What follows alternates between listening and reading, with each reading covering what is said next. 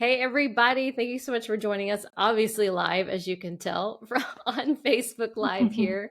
I am Brittany Ranew, author of Lion of Fire, that was just released, and that is book one in my fantasy series, Riley Jordan and the Fire Prophecies. I will hold up my book here for reference. Yay! I am joined today by two other local St. Pete authors that are indie authors as myself. So I have Kerry Kriseman with me here today, Accidental First Lady, which is a memoir about her life as a political spouse. And I have Mr. Bill Berry, Stories That Move, his life in many allegories. So it's very interesting to get to see the fun, crazy, adventurous life he's had in, I feel like they're parables almost, but it's real. So That was the well, hope. yeah, exactly. Cool. Well, again, thanks everybody for joining us today. We're going to just dive into our author journeys, writing process. Hopefully you can get some nuggets about how you might be able to share your own story. And we're going to have time for questions, live Q&A at towards the end. So get ready, go ahead. If you want to type in your questions in the comments now, feel free. I will be looking at those later and we'll go through some questions. So, all right, so let's kick us off. I will share a little bit of brief backstory for myself. I am a local real estate agent here in St. Pete, and I decided to publish my fantasy novel this year.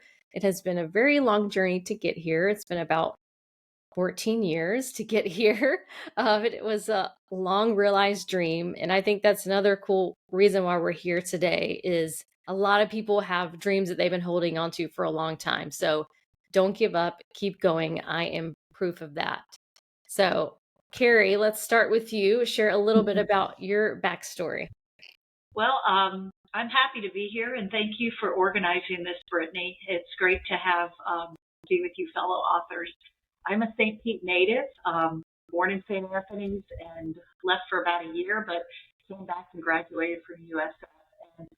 And tomorrow I will be married 31 years. And oh, happy anniversary. Thank Congrats. you.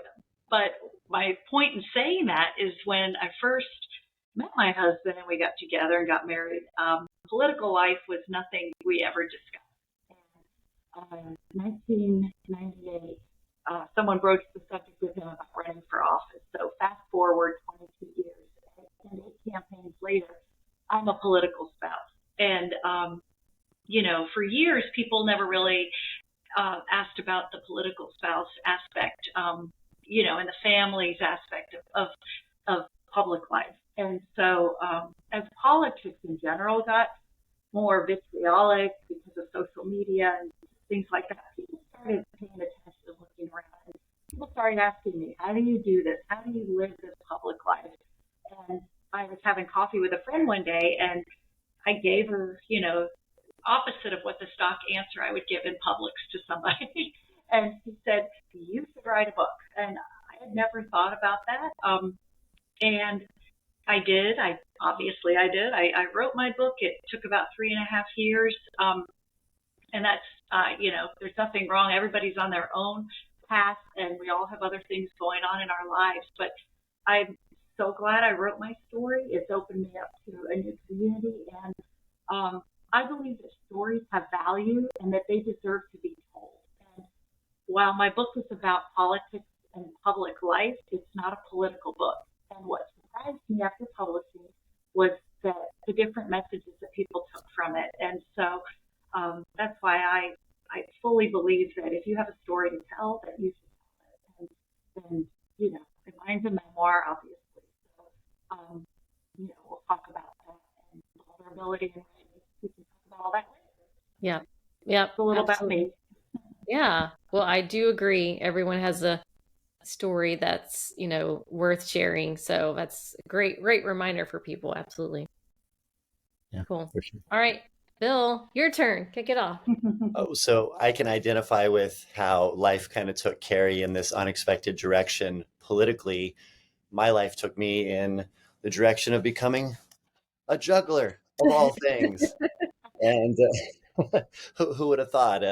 I grew up in California, and this guy came to our school when I was in fifth grade, and he did a show and he hung out for the week and he taught us all how to juggle. And it was just another skill that I picked up as a kid. But I remember thinking, wouldn't it be great to grow up and be an entertainer one day? And I was painfully introverted at the time. So I thought that'll never really happen. But as life kind of unfolded, I found myself drawn into this path. I met someone who was a performer, and it just kind of kicked off from there. And I remember we had this really distinct moment where I asked him, I said, what do you want to do with this? Because he'd been performing. And I said, what do you want to do with this? And he said, I want to go to 30 countries by my 30th birthday, and I want to go to 40 countries by my 40th birthday.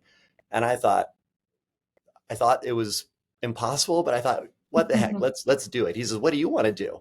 And I said, well, why don't we try to win the World Juggling Championships? And he kind of went like, I don't know, like that'll ever happen, but sure, let's go for it. And we ended up doing both. We ended up 7 years later winning the championships, and he also hit both of those milestones, 30 That's countries cool. by 30 and 40 by his 40th. And I don't even know why, but I started writing down all the interesting, weird things that happened during our travels. And we ended up doing 11 military tours and 300 something colleges across the US and corporate events and cruise ships for many years. And just when you're traveling and experiencing all these things, you grow up fast and you learn a lot of things. And then I started meeting other performers who wanted to go the same way. So I started helping them sort of figure out that journey. And anyways, it all sort of culminated into this idea to write some books. And I'm kind of over the top of the curve of the career now. I don't want to be on the road. Our record was 283 days one year, so I don't want to be Oh, on the road. wow. Yeah. So want to be home a little bit more, and yeah. So I've always wanted to do this, and finally the time came, and here we are. And I've got first book out, Stories to Move, as Brittany showed. So and That's more on the way, awesome. hopefully soon. Yeah, absolutely. We all got more than one story in us. Oh I yeah. know that. So, Kerry, you touched on this with, everyone has a story worth telling. I would love for you to dive into, what's your book really about? What is that overarching theme, of the why behind why you wrote your book? Um, my book started out as a how-to for political science. I laugh at that now because that seemed the logical, like, well, how do you live this public life and stay happy and stay married, whatever. So then as I started writing it, I realized that a lot of the things I was saying were the same, about how you carry yourself, how you live your life. And then I thought, well, who am I to tell someone else how to live? If someone asks me how I got through something, I'm happy to share that. But in terms of saying you should do this and you shouldn't do that, I didn't want to do that. So what I realized through telling certain stories, 22 years is a long time, and there's lots of moments, lots of stories. I had to whittle them down to make them reflective of certain periods in the political career and in our lives, and poignant moments where there could be a lesson learned without saying you shouldn't do this or you should do that. But through telling my story, there was a transformation and a lesson learned. And that's where that's how I did it. And so I think the overarching themes, there's resilience. Um, and resilience doesn't mean always something bad has to happen, that you have to meet with some great adversity. But there's resilience in every day. And there's embracing something you never thought that you would be doing. I think many of us can say, never thought I would do that. And, especially for me, when you're in a marriage and you want your partner or any relationship, to be happy and you want to support them, even if it's not always easy for you. So, that was a lesson for us in how to make things work while we're raising children and learning how to accept this third part of our relationship, which was politics. And so there was also lessons in what my book was about in personal branding. And I don't mean what I look like on Instagram or my followers. I just mean who I am or who I was apart from my political public figure husband. And because I found that people wanted to see you a certain way, and I had to work hard at identifying who I was and what I did, and that I wasn't just an accessory. So, so there's a lot, there's several messages. I have one big one, and it kind of encompasses one of the chapters, is the importance of family and family first. And I know that sounds cliche, but there was a pretty heavy decision that we had to make in the middle of his last campaign. It's about taking a trip. The point was, do we go or do we not, and what would that mean to the campaign? And ultimately, we chose family. And even though I told you that, it's still worth reading if anyone hasn't read it yet.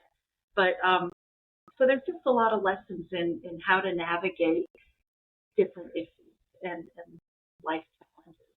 Yeah, but I think we do, you mentioned that earlier, we learn from, other people's experiences, I think, better than someone just telling you, don't do that. So you being able to share those life lessons, someone else is going to absolutely learn from that. And yeah, and I love what you said about kind of learning what your own identity is, and having confidence in that, and not getting caught up in what maybe other people expect of you or want you to be. Yeah, that's cool. Yeah. Cool. All right. Yeah, absolutely.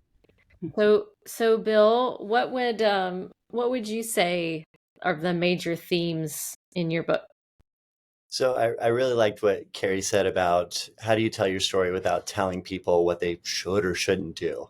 And that was something that I thought a lot about in the creation of this book, because it is allegorical. There are morals and messages, and certain stories are going to resonate with certain people a lot more than others. That's natural, depending on everyone's experiences are different. For example, one woman was reading through it, and those black and white composition books that don't have the tear out pages.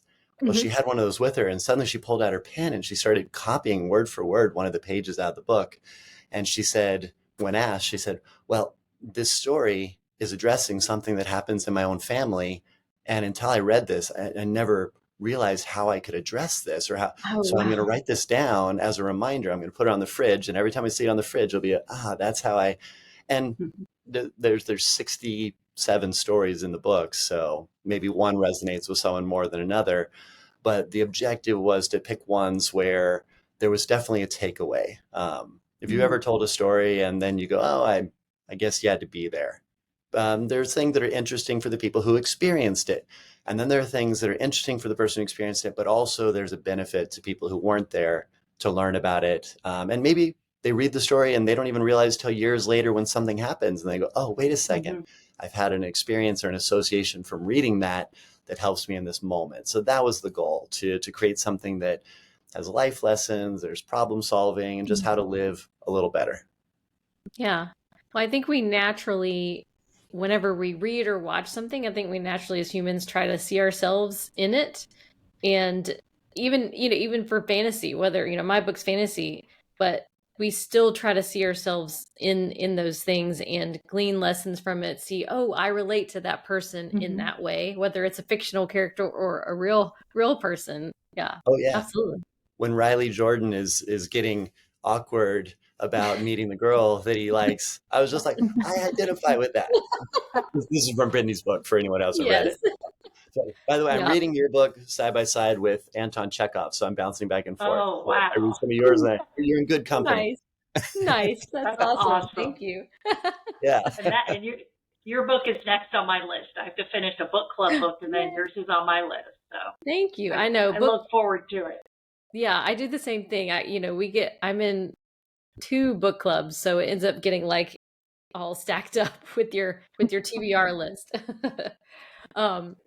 But yeah, I think, with my book being fantasy, I still thought about, major themes, because again, we love to relate, and we use storytelling to share those types of messages with people.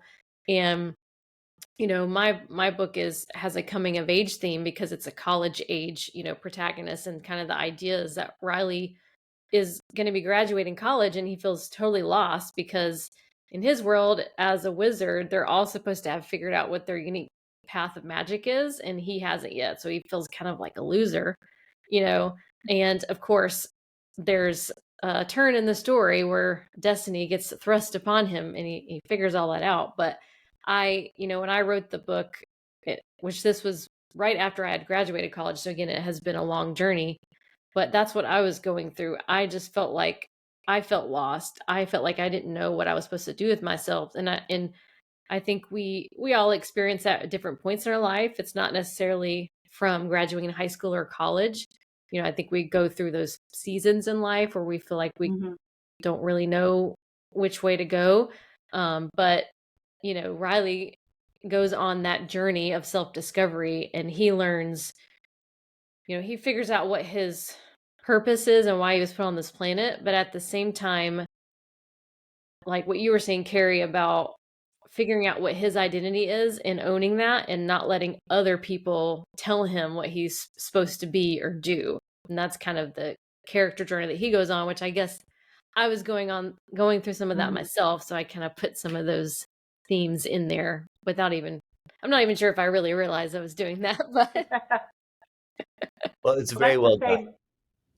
I didn't intend on giving certain messages in my book. I didn't say, well, this message is going to demonstrate this, and this one's going to demonstrate. I just wrote the story. Yeah. Let the readers choose. And so it was a fun exercise. It turned out to be, because it really told me a lot about what people gleaned from, which I'm sure you both have experienced as well when you get reader feedback. Yeah. Well, and when you go through that process, you go deeper into your own memories in life, and you sort of discover things, and you get the timeline out and you go, oh, wait, that was right around then. And it unlocks your own understanding of things. Exactly. Yeah. So, yeah. But yeah, Bill, with you sharing your story about the lady that was copying that experience and putting it on her fridge, I mean, you never know what someone's gonna get out of your book. And I think that's such a special, what a special moment to have to share with somebody. Yeah, for sure. Yeah. As you said, Kerry, reader feedback is so enlightening, because it's like you have the experience and then you try your best to put that experience into words, but then the reader, they take away their own experience from that, and it comes back full circle, and you learn about their story and your story all over again. So exactly. Yeah. I love that. That's, the joys of being a storyteller. It's so much fun. It is. Yeah. Well, I would love to talk a little bit about our writing processes. It's November, it's National Novel Writing Month. So I know a lot of people are participating in that and keeping up with their word count challenge for the month that they set out for themselves. I am like only 7% along in what I set out for myself. So I need to crank out some more words. But yeah, I'd love to just kind of share how each of us structure our time, making time to write. I have experienced life just gets so busy. A lot of us, have day jobs. So we have to make an extra effort to sit down and write. And so I think it would be interesting to share with everyone kind of what that looks like in each of our lives. So, Kerry, you want to go first and share a little bit about your process?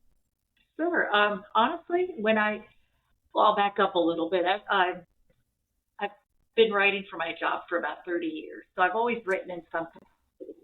And it wasn't until 2018 that I started writing the book. And with that said, I kind of wrote in fits and spurts, and when I did have an outline of some sort, but not the traditional outline we grew up learning how to create when we were in school.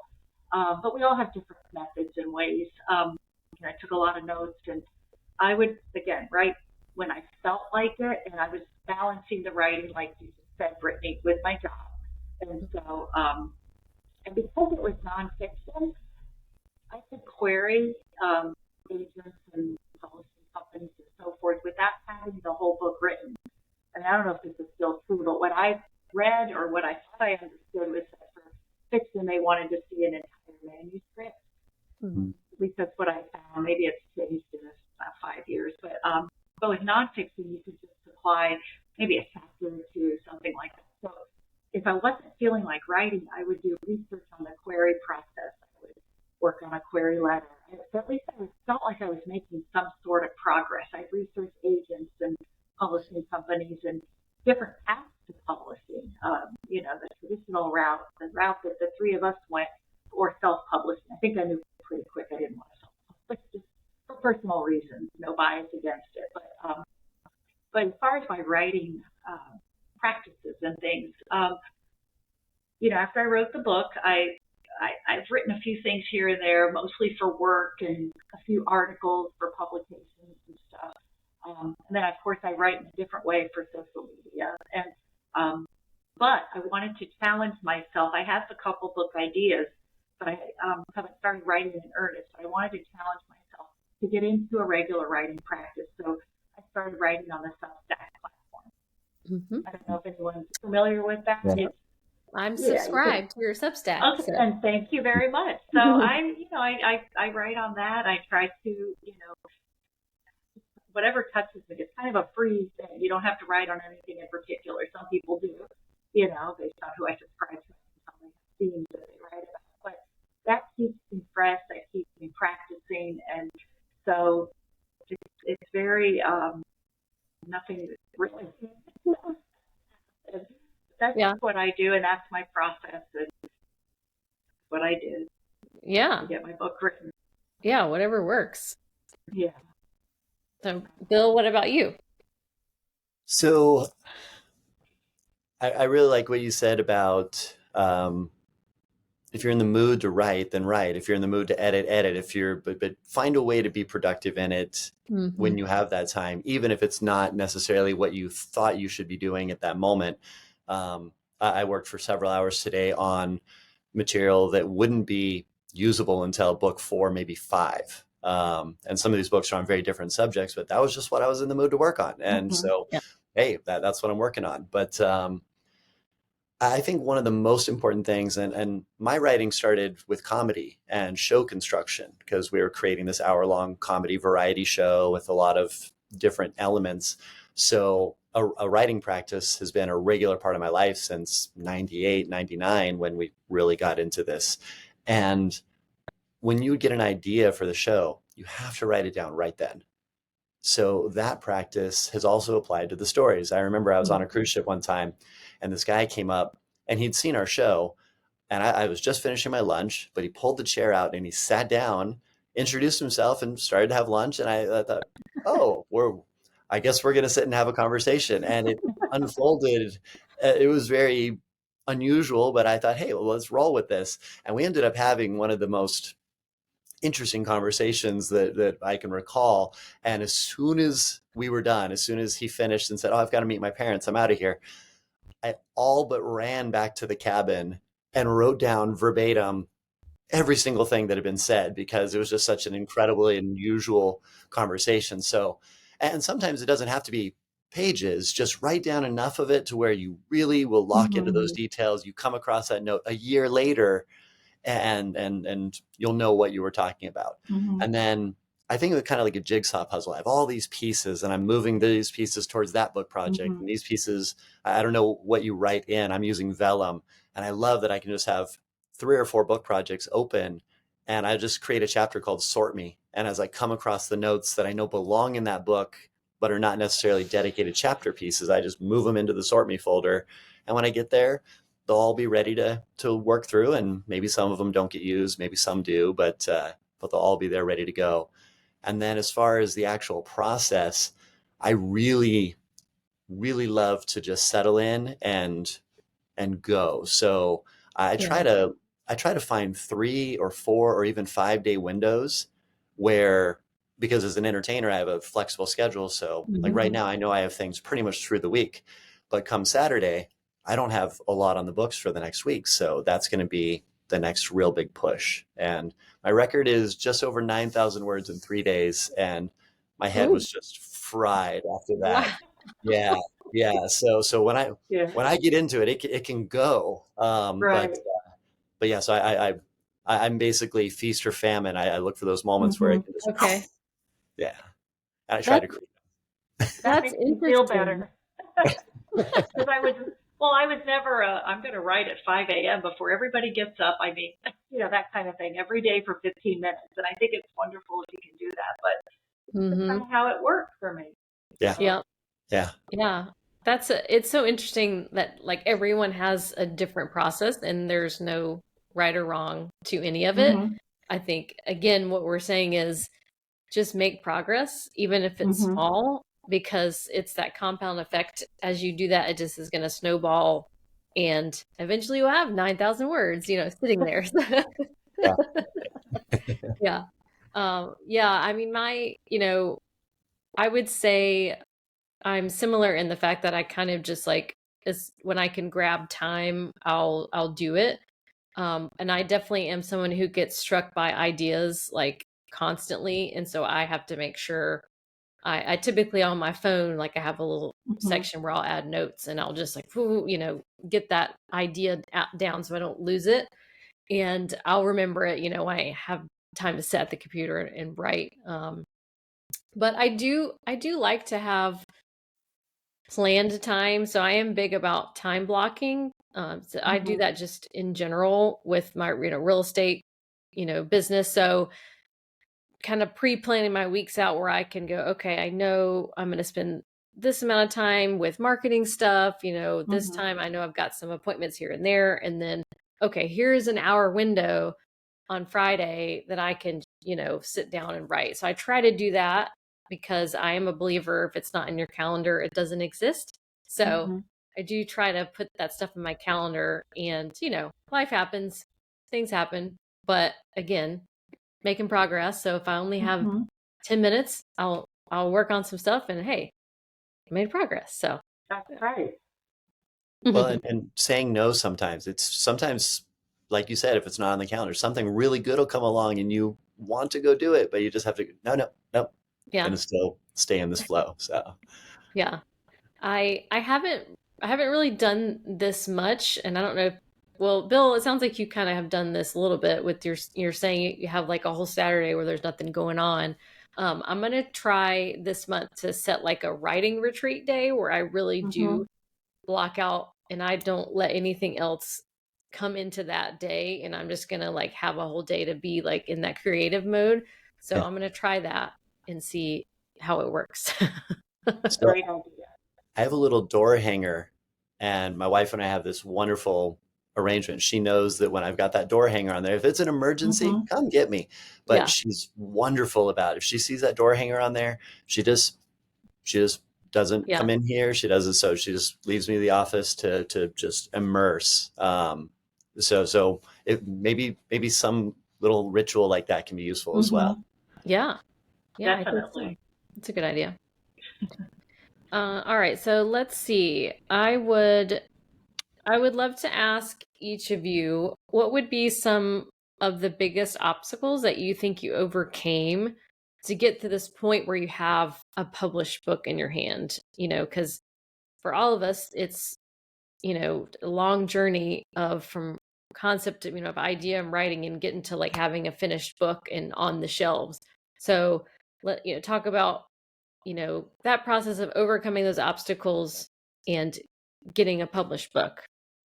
Who wants to go first? Go ahead, Kerry. Right.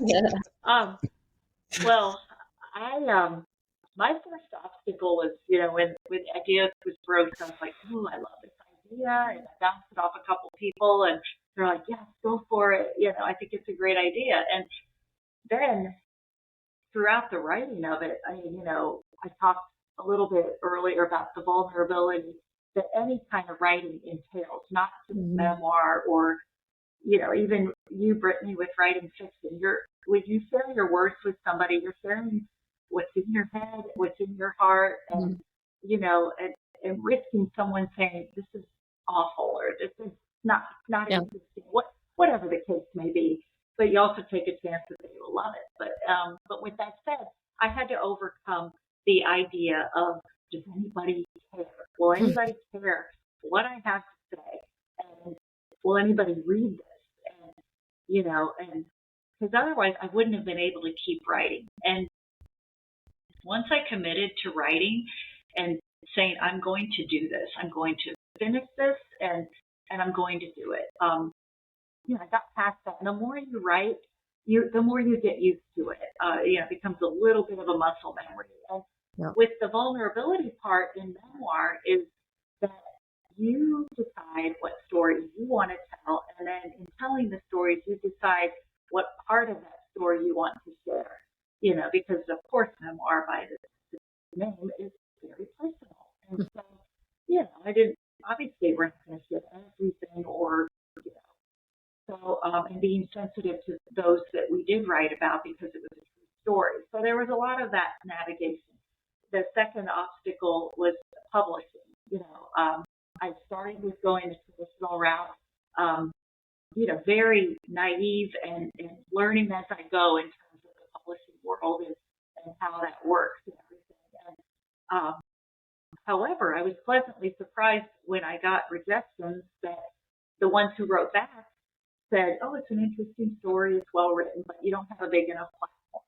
So that to publish, platform meaning who knows you outside of St. Petersburg or in the Tampa Bay area community, i.e., how many books can we sell because of who the book is written by, or the subject matter. It was a very localized story, even though it was about. So that was a challenge in finding a publisher. And how I found St. Petersburg Press was because I had to open myself up to other people in the space and risk telling them what I was doing. So again, vulnerability, risk, taking chances. And I'm so happy. I truly believe I landed where I was supposed to be with St. Petersburg Press, and everything was wonderful. So I think those were the two biggest obstacles. I mean, marketing is ongoing, and it's what you make of it. Some people write a book and put it away and don't do anything with it, and that's okay. And some people go all in with, purchasing ads, and none of it's right or wrong. It's what you want to do. But I like to get myself out there and see who else might want to read it. Yeah. Yeah. Well, I'm also with St. Petersburg Press, and I think it's, it's finding the right partner, which I know, even like Bill, with you publishing your book, you still had to have partners with cover art and all of that, which I love your cover art with your photograph. I mean, such a cool idea with like the,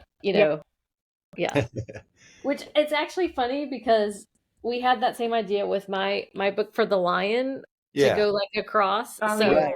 Oh yeah. It's like what? A lion or a face? You got to get people to do the lion with their face, like. Oh yeah. Good idea. Great idea. Yeah. So you can still do it. Yes. Okay. Unleash the inner lion. Okay. All right. I'm gonna write that down so I don't forget. I love that. See, this is the thing about the ideas. You got to stop and write it down. Oh, you're gonna forget. Well, when this cover came out, I did one of these photos and uploaded it without really realizing what it was. And then a couple of friends did the same thing when they got their copies, and I shared those. And then a few more friends did it, and I shared those. And it just, oh my goodness! And I've got, I don't know these yet, probably 70, 80 of those photos now of different people. So I want to do like a banner and. Yeah, that's definitely. Awesome. You should do a collage. It was a happy accident. Yeah, definitely. Oh, that's the best. I love that. So so Bill, share with us a little bit about your, the obstacles that you feel like you had to overcome to get that finished book in your hands. So I think a lot of it was just timing. I had a very successful career as an entertainer. It was over 20 years where we were just going really strong. And then I used to see the old timer cruise ship entertainers, and they wouldn't get off the ship. And I was always confused by that. We'd go to ports and I'd always get off the ship. I'd go do things. And then I reached a point after about 12 years of doing ships pretty regular where I suddenly found myself not always getting off the ship. And then the last few contracts, I was just staying on board and reading a book and not going. And I thought, you reach a point where you've been to that port so many times, you've lost that magic. And I was like, you know what, it is time to do something else. And of course, I'm still entertaining and I love that, but not as long of contracts. And Mhm. so it was timing. And then also understanding your process. So for me, those marathon sessions, I really like to complete something. I like to bring it to fruition. Mhm. And one of the daunting things about a book is you cannot, it's like the Appalachian Trail. You cannot just do it in one giant bite. You've Mhm. got to do it in little pieces over the course of a long time. And one of the reasons I chose this particular book for the first one is by doing those measured short stories, I could reach a completion, reach a completion, reach a Mhm. completion, Mhm. and feel that sense of victory. And I also got some feedback because I started putting those stories out on Facebook, and then friends of mine became interested in it. People with uh, who are teaching English or have been publishing already for years were giving me feedback and advice. So I got a lot of really wonderful Mhm. advice that way and feedback on how to improve my writing as I went. So by the time it was ready to go to the editor, and I love it. I don't know if you all know Amy Kochek, but she was my editor for this. And we went to have coffee, and I asked her, "Hey, do you want to take on this project?" And she said, "Well, sure. Whenever you're ready with the manuscript, send it on over." And I opened my computer and I said, what email would you like it sent to? She said, "You're ready like now?" I said, "I'm ready now." I Um, was serious. I'm serious, yes. And I gave her a deposit on it literally right there as she was opening the file, and boom, off we went. So and she did a great job. She gave me a lot of really good feedback on Mhm. how I wasn't completely putting myself into the story. And Kerry kind of touched on this. It's where's that Mhm. sweet spot of telling the story and then also telling what you thought and feel. She always said I was mapping it out really well of the nuts and bolts, but I wasn't necessarily saying how I felt about what happened. Yeah. And she really drew that out of me. And she's very empathic. So it was a really good partnership. And uh, another friend did the cover design. And then ultimately, I went and I met with Amy at St. Petersburg Press, and we're actually going to, I guess this is announcing it right now. We're going to re Oh. release this with some additional stories that didn't make the first Oh, one with a cool. new cover. And it's going to Yay. be, so I'm going to join you all in the St. That's Petersburg Yay. Press awesome. family. Oh, Yeah. Yay. what a serendipitous That's moment. wonderful. I Yeah. thought you were with St. Petersburg Press. You were there. You were with them the first time around, So I Bill? I walked into the office to meet with Amy the first time, and she said, "So where are you Uh-huh. at?" And I said, "Well, this is what I have." And I slid her across the Okay. desk, and Yeah. she said the sweetest thing because she flipped through it and she looked through it, and she said, "Well, what do you need me for?" And I said, "What do you mean? What I need you for?" Like, and we had a great Yeah. chat about it, Yeah. and I don't have to do as much as I did on this one because Yeah. I did take on the cover, the finding all Mhm. the people to do everything. And Right. and a buddy of mine who's been publishing for years, he showed me some of the oversights. He's like, "Oh, you don't have this." Mm. You Mm. you Mhm. you don't know what you don't know. Yeah. And then Exactly. Yes. once you know, you can't unknow. But Right. yeah, Right. Well, so that's great. You're joining the family. yes, Yay. for sure. And I think Yeah. from here on out, as long as all the projects I produce are to Amy's liking, we'll continue Mhm. working together on future ones. Oh, I love Cool. that. It's That's one big happy great. family. Yeah. Yeah. Well, yeah, I'll share a little bit about obstacles, and I think same thing, Carrie, what you were talking about, just the vulnerability of sharing your story with the world. And for me, I finished the novel in 2013 and did try to query literary agents as well with a completed manuscript, although it is quite different than what that was at that time. Much better now, I will say. But yeah, I didn't realize that the book wasn't ready, and I wasn't either. It wasn't the best that it could be, and I Mhm. wasn't the version of myself that I needed to be to present Mhm. it to the world. And I think it was that fear, and self-confidence that I had to grow in to be able to putting yourself out there. It's definitely a vulnerable thing. And so just to have self-confidence where, it doesn't matter, ultimately it doesn't matter what anyone thinks, because Mhm. I am happy with this story, and it's Mhm. my passion, that I'm sharing. And if people like it, that's an amazing bonus. And, at the same time, Mhm. I had confidence in my work that I did think people will like it. But, I was doing it for my own, Mhm. realize my own dreams. And I think that's kind of that first step, is owning that passion that you have for the project and just saying, hey, it doesn't matter what happens, because I can't control the outcome, if anyone likes it or how many books get sold and all that, but I can control taking, charge of my own destiny and, sharing that story out with the world. So I'm very, very, very grateful to be at this place in my life where I've become that person that can do that and, present it to the world. And here we are. Yeah. Yeah. That's awesome. When I first started entertaining, you pretty much had to have 93% of everyone who ever saw you love what you were doing to be successful. But since the internet has risen, and now if you appeal to 1% and you find your crowd, Yeah. you can be very successful. You get those 15, 20,000 people who just love what you're doing, and you've built this relationship with, because we can now in a way that was never available before. Right. Even if only one person out of 100 loves your work, you can be very successful. It's a beautiful time for creation and artists and authors. Yeah. Yeah. Attracting the right people to you, finding your tribe. Right. Yeah. Exactly. Yeah. So I'm like, I can appeal to 1%. No.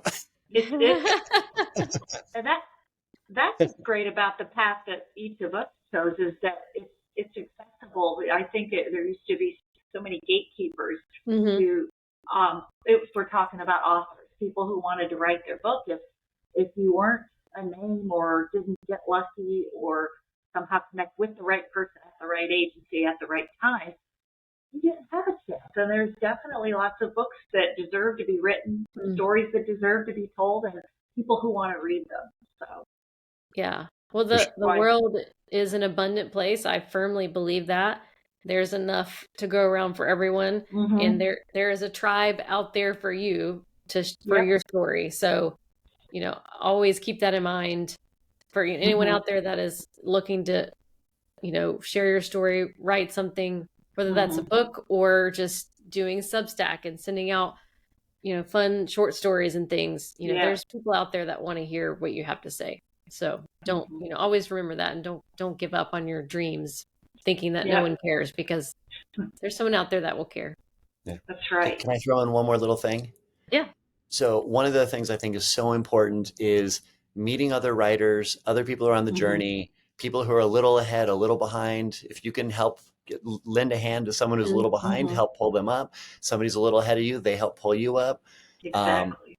One of the big ones for me, my wife's cousin's husband was a police officer, and he started writing these post-apocalyptic books. And the first one went on the New York Times bestseller. Wow. And by the time his fifth book came out, he quit his job on the force and became a full-time. Yeah. So I got to go to his writer's cave.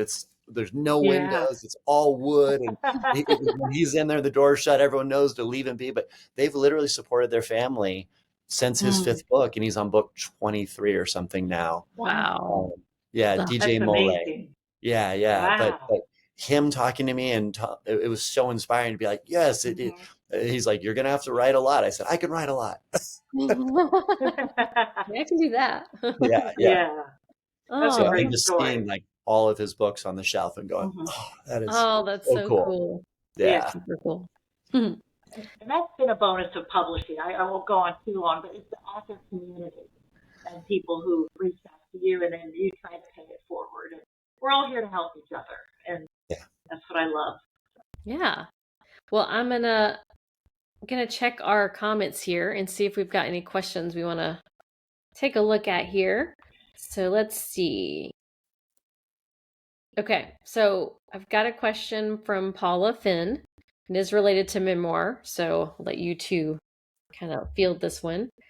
She says, if my memoir is about an illness and I've only recently realized what I've learned from the experience, is it okay if the revelations and larger truths come at the end of the book, or do I need to mention them throughout? So, it sounds like she's kind of asking that question of, do you weave some of that learning and revelations through when you're telling a story, the memoir about, in this case, an illness, or should you kind of save some of those bigger learning moments to the end of the book. What do you think about that?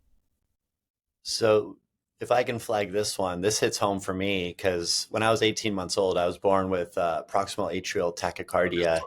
And some of my earliest memories are related to having a heart condition and being in the hospital. And um, I spent more days in the hospital in second grade than I did in school. My parents actually got a letter from the government saying, hey, put your kid back in school or you're going to jail. And my mom had to get a letter from my cardiologist to get out of trouble. But this will hopefully be my third book. And I've thought about this question a lot because like when I was right before I turned 18, they did an ablation, which essentially healed it and gave me back sort of for the first time a normal life without emergency room visits and daily medication.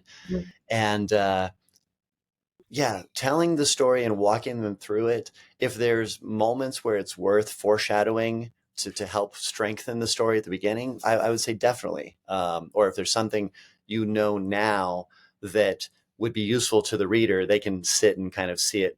Throwing those things in, I think that'd be totally fine. But at least when you're in the rough draft phase, if you've got your rough draft, then hash it out with your editor. But if you're in the process of creating it, just get that. For me, I really like to work chronologically. I would just get the chronological pieces down, A to Z, get that rough draft finished.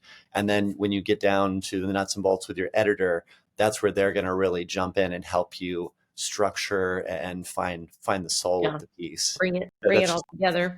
Yeah, just my thoughts. I tend to agree with you. If you don't mind, I'll add something too, because I dealt with a significant illness. In 2019, I was diagnosed with ovarian and uterine cancers. Oh, wow. And so if I were to write about that, I would, at first blush of hearing what the question, it would say to me that along the journey from diagnosis to the end of treatment, there was different revelations throughout. I had a revelation before I even went into surgery, and that was only 2 weeks after I was told I had a tumor. So I could, if I wanted to structure the book that way, I could talk about it, and it wouldn't be the revelation if there was one major revelation, but it would be one of many, because any illness and significant health challenge is a series of moments and a series of navigating different things. And I think it's certainly okay, and maybe depending on how she wants to structure the book is finish with the biggest revelation that there could possibly be, if that makes sense. But I think when you're facing a significant challenge like that, whether it spans 2 years or like Bill, 18 or more, there's a series of revelations and you learn that are, and I think they're okay to share because that's part of the story, is that you learn along the way. Yeah. And there's certainly maybe value to dropping someone right into one of the intense moments. So you grip them with the intensity of it. And then let's backstory how we got here. Like that can be a very powerful tool. Yeah. So, yeah. But you can, I mean, what you're talking about with that and with like the foreshadowing, I mean, all that stuff can be used with fiction too. Because again, in fiction, you're trying to, they're fictional characters, but you're still telling a story, and readers are going to like immerse themselves and feel like they're there and it's real. Right. So you're bringing in and pulling in those emotions from the reader when you do, have those foreshadowing moments or make them feel like they're right there, in the moment with the person, with the character. Yeah. Let's see here. All right. So Tom Martin asked, did you each have to brace yourself for whatever the reaction might be from your readers? And did you know what to expect? Yeah. I would say, I think bracing yourself is probably their response. Good choice of words, Tom. Yeah. You're right back. Yeah, it's hard to be vulnerable like that. And so I think what we were saying earlier about having that self-confidence, you've got to have that confidence yourself of, I'm putting this story out there because it matters to me, and anyone else that enjoys it is a bonus. But I think it's also, you can marry those two things because, like I said earlier, I believe that the world is an abundant place and there's your tribe out there. So having confidence in yourself to share your story no matter what, but also trusting that there's going to be someone out there that will love what you have to say. I'd like to add that I had to brace myself in a different way because of the public life we've been living for so long. I was worried that if news got out that I had written a book, or because I kept it really close to the breast until it came out. I just told few people, which is not the way you do a book launch. I'm going to tell you that right now. But that's what I did because my husband was finishing up his final term, and I was honestly afraid. That's silly now, but live and learn, and that's why I'm sharing it with any of you guys and the future authors out there, current authors.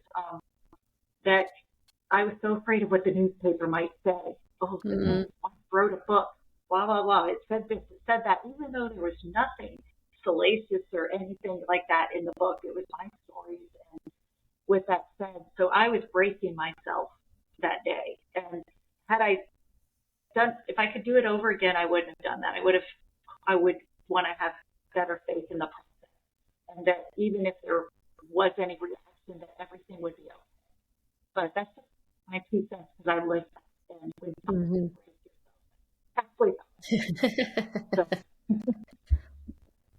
Yeah, absolutely.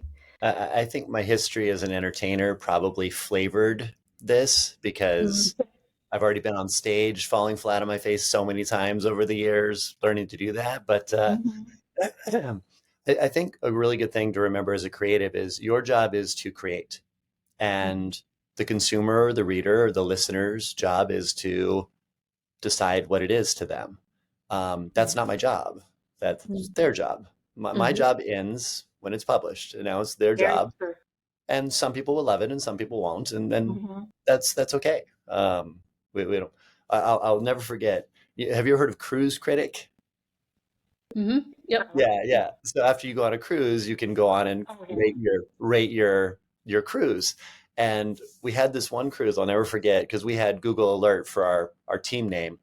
And we had only one show that cruise. And I remember specifically about 15 minutes in, this one lady and her family got up and left. But the audience was loving it. And then at the end of the show, we got a standing ovation. It was a great show. It went really well. And as soon as we got off the ship the next day, as soon as everyone had internet, we got this bing from Google for Rootberry. And we're like, oh, what's that? And it was this lady's review of her time on the ship. And she had mentioned our show. And she said, if you ever have a chance to see Rootberry, don't.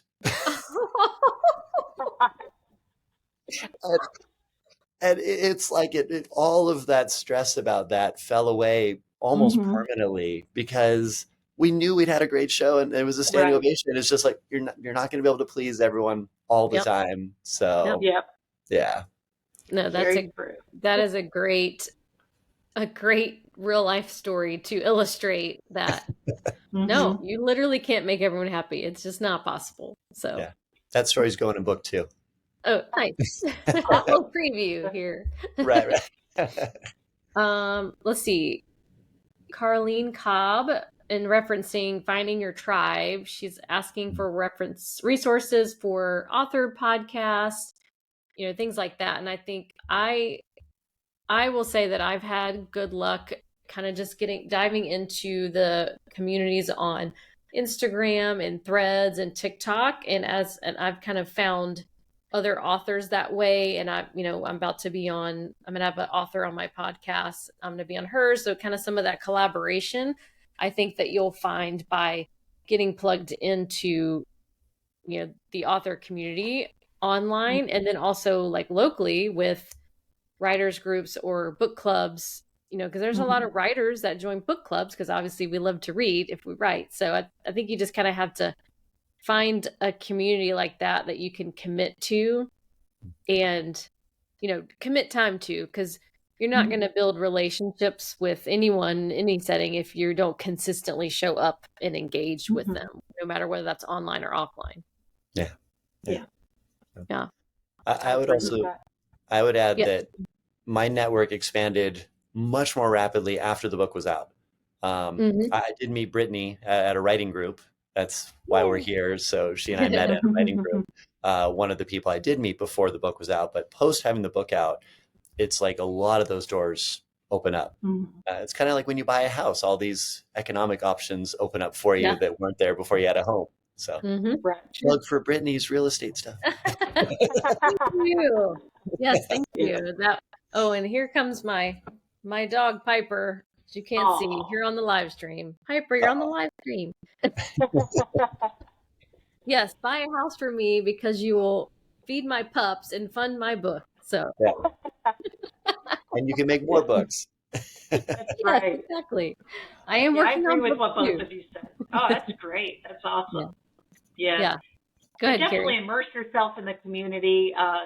Keep your options open. Talk to people. Make friends of other authors. I mean, that's like I said since I published it. The author community is very generous, and Mm-hmm. with their time and their talent, and just like I said before, we all want to help each other. And yeah, sometimes just being present in a social media space might give you the idea of a podcast or an opportunity you didn't know about before. And there's certainly nothing wrong with reaching out to them yourself and Yeah. pitching yourself and things like that as well. But so opportunities come in all different ways. Yeah. I So think that I've found that sometimes it does help to be the initiator and reach out. And, if you're not seeing a writing group or a book club or something that you feel like you would want to be a part of, if you're not seeing that out there, maybe you should start one, right. and it could be virtual. It doesn't have to be, local in person. It could be something virtual. I mean, I think there's a lot of ways to get creative with that these days. Yeah, for sure. Definitely. All right, let's see. Let me double check here. I'm sorry for everyone if you're hearing my dog pant here on the microphone. All right, yeah. I don't see any more comments. So to wrap things up, I would love to close it out for each of us sharing just a brief little nugget of advice that you would share. Say, like, if you could go back in time and share something with yourself before you publish your book, what would that advice be? Go ahead, Kerry. I'll give you time to think. I'm going to say the first thing that comes to mind because it may sound a little esoteric and not too concrete, but believe in the power of your story, whether it's true or it's a fiction or whatever, but that will just allow you to get the book written. It'll keep you going. It'll keep you writing if you continue to believe in the power of your story and start with this is two things. Start with a mission statement. I come from a nonprofit background also, and nonprofit organizations always have a mission statement, so I'm familiar with that concept. But it works for a book, and if you have a mission statement for your book, it helps keep you on the path. There were many stories, and everyone's going to have this when they write. But there's many stories that were in there that I realized when I wrote them, sometimes you have to get them out to tear it down and take it away so you can move on, was that that's not really relating to what this book is supposed to be about. And so that kept me on my path.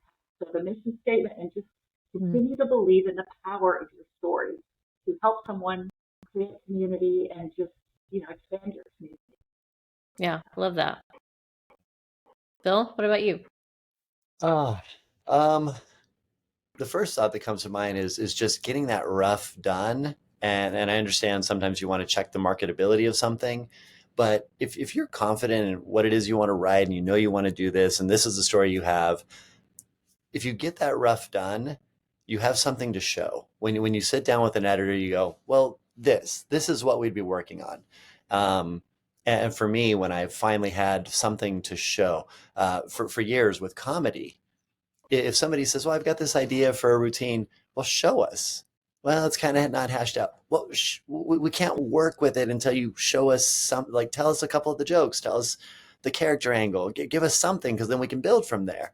But you got to place that foundation, and whatever it takes to get that foundation, get it started, and having a rough that you can then share with an editor, or like I said, with the short stories, you just throw them up on Facebook and get a dialogue going with some of your friends who can give you some thoughts. So hope that's helpful.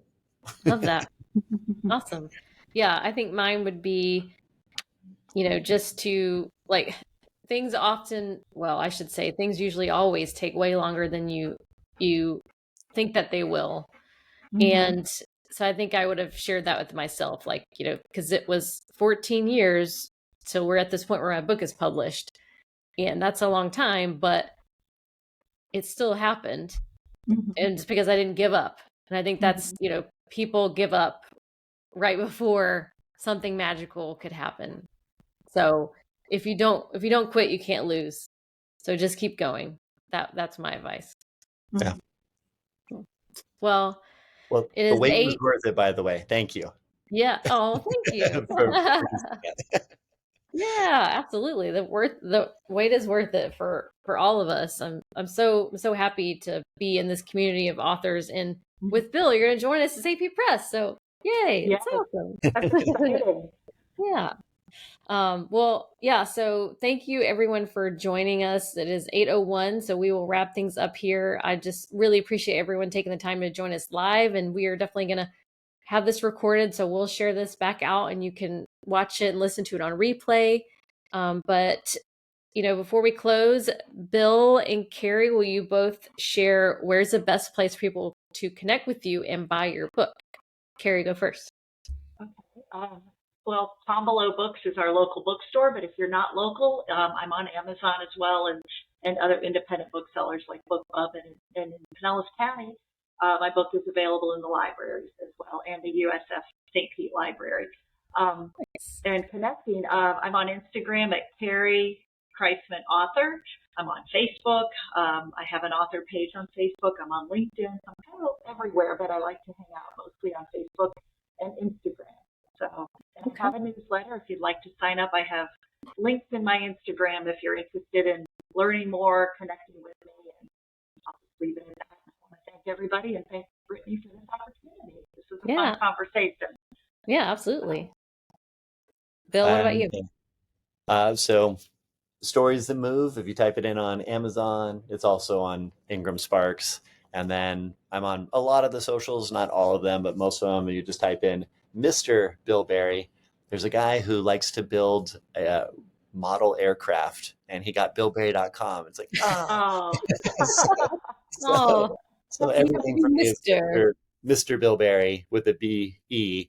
And that's pretty much my moniker for Instagram, Facebook, all those. But yeah. All right. Awesome.